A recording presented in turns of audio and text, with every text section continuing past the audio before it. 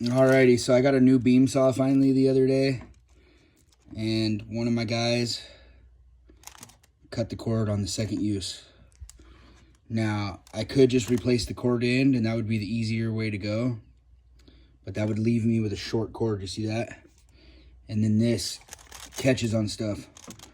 So I'd prefer to have a long cord on my saws. So I'm replacing that today. There's 4 of these big screws. That's what held the handle up top into here and through into here. And then there's 4 of these little screws, and that's what pinched the 2 halves of the handle together. So once you do that, this will wiggle right off. You see that? Oops, there goes one of the screws. It's right here. Found it. And it's 2 different size heads on there. Once you do that, though, it'll come apart. And then you can get right here to your connection points. So that's what I'm doing. And when you get these cord replacements, they're all color coded. You see that? So that's all I'm gonna do, is I'm gonna follow the color code that's right here, and I'm gonna replace it as is. And that's what I would suggest that you do the same. If you're using a different cord replacement, I couldn't really tell you what to do, but this is the actual skill saw cord replacement. Again, color coded. See that? White, black, and green. Color coded, white, black, and green. So you can't really mess up. Once you pull it apart, then you're gonna get to these other little screws, like right here. This is holding the green wire.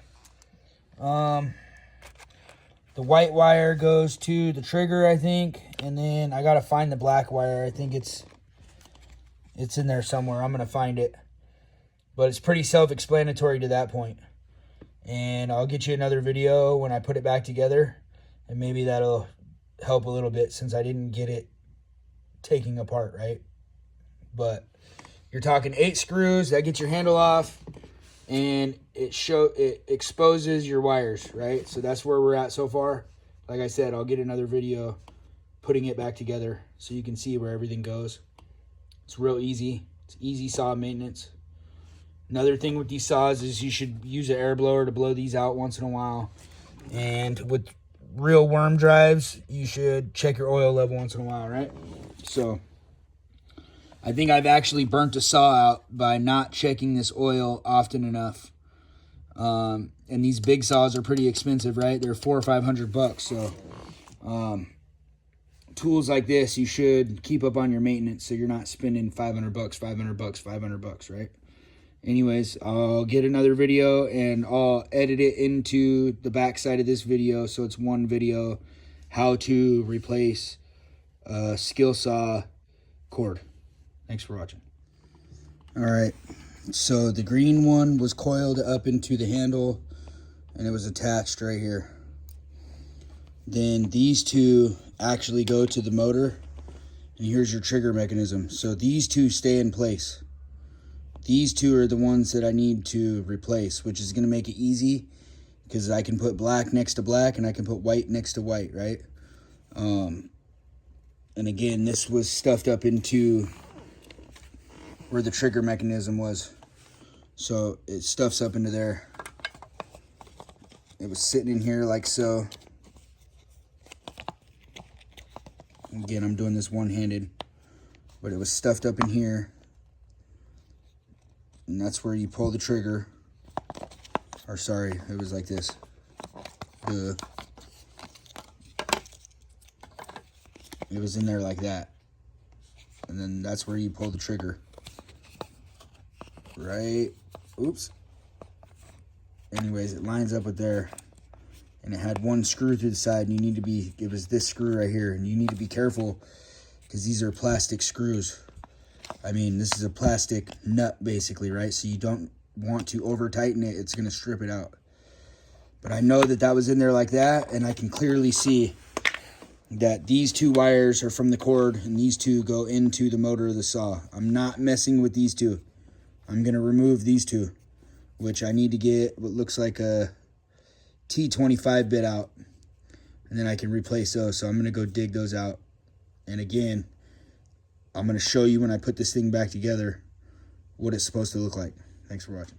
So these two are T20s is what they are. And I just was super careful to not over torque them.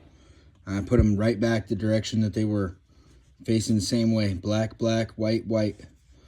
And this one is going to go back to here is where it's going to go. But I'm going to put one half of the handle back on here and screw it into place because I think it's going to make my life easier, right? So that's what I'm going to do right now. So I'm going to do that, and then I'll get you another video. This is the half that I'm going to put together first. This is where the trigger mechanism is going to screw back to, and there's a little knob right there. You see that? That knob is going to slide in. See that? It's going to slide into that first hole, and I'm going to screw through that second hole. It's going to go back in there like that. That's what it's going to do. And that's going to go on there. See that? And then the one screw gets replaced right here. And then this screws back here. If you see the hole there lines up, and then it screws down through there. You see that? That was the biggest screws. So I'm going to go ahead and lock this together now. And then I'll do that screw. And everything should hold into place, right? So that's what I'm going to do right now.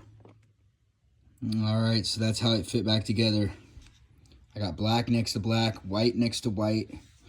I kind of had to route it back down through here. And then there's a crimp for your replacement piece. You got to put that back on there.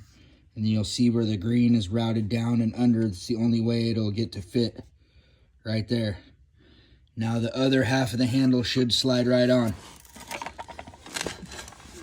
Again, see how there's a little knob that sticks in here, and then there's one screw that holds the trigger mechanism. And to be honest, I didn't even have to take this side off. I just wasn't really sure exactly what I was doing. It's been so long since I had to replace one of these. This should fit right back into place. You see that? So before I do this one, and before I do this one, and before I do this one, I'm going to go ahead and screw these together and make sure I'm not pinching the cord or anything like that. It looks like all the seams are fitting right together, and that should be good to go. So I'll do these four, and then I'll do those two, right? So again, in order to get this out, there's a total of 8 screws. That being said, I think I would go to this side. I would probably just leave that side on. So then you're talking 6 screws. So 1, 2, 3, 4, 5, 6, right? And you won't get them mixed up because this one is different than this one, right? You can't really mix those up. So I'll go ahead and screw this back together and then make sure that it works. And I'll edit all these videos together, and then you'll know how to remove and replace your cord when you get cut or whatever. All right, thanks for watching. All right, here goes the test. Moment of truth.